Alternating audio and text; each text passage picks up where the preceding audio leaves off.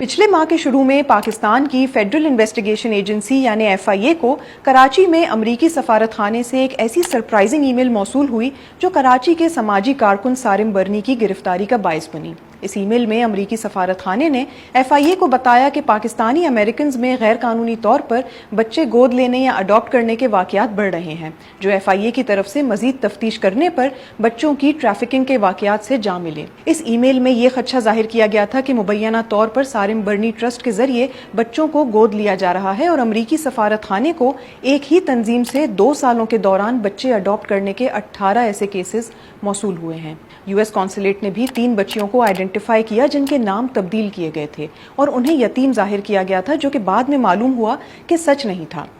FIA ने तफ्तीश का आगाज किया तो उन्हें 2022 से लेकर 2024 तक 18 ऐसे केसेस मिले जिनमें बच्चों को गोद लेने की गर्ज से बैरून मुल्क मुबैना तौर पर स्मगल किया गया था। साथ ही उन्हें यह भी मालूम हुआ कि ये मामला 2019 से शुरू हुआ था।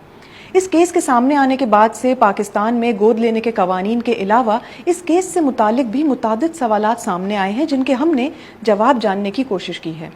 अब सबसे पहला सवाल ये है कि वालिदैन ने अपने बच्चे सारिम बर्नी ट्रस्ट को क्यों दिए? FIA के मुताबिक वो तब अलर्ट हुई जब 10 दिन की बच्ची को एक बे औलाद कपल को फरोख्त किया गया।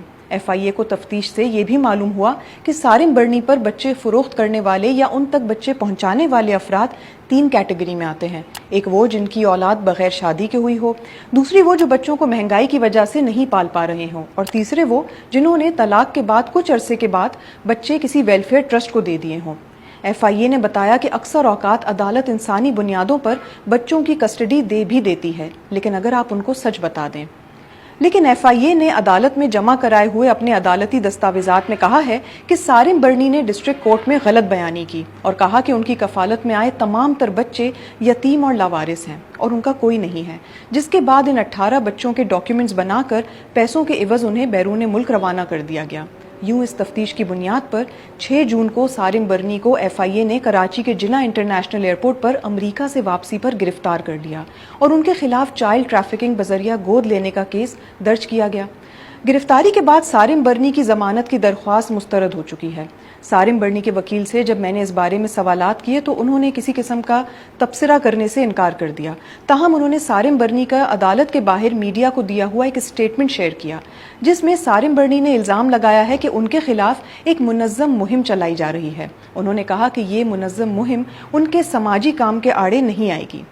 अब मैंने उन वालिदैन से भी बात की जिन्होंने अदालत के सामने अपना बयान रिकॉर्ड करवाया था।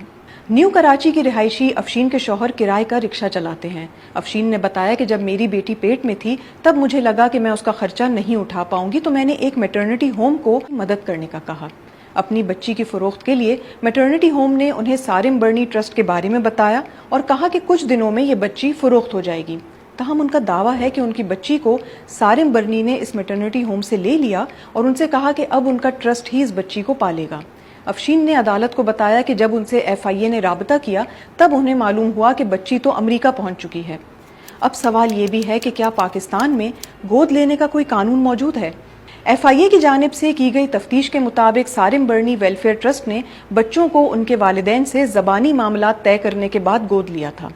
पाकिस्तान में बच्चे गोद लेने का कोई कानून मौजूद नहीं है, ताहम बच्चों की सरपरस्ती का या गार्डियनशिप का कानून मौजूद है, जिसे गार्डियन एंड वार्ड्स एक्ट 1890 कहा जाता है।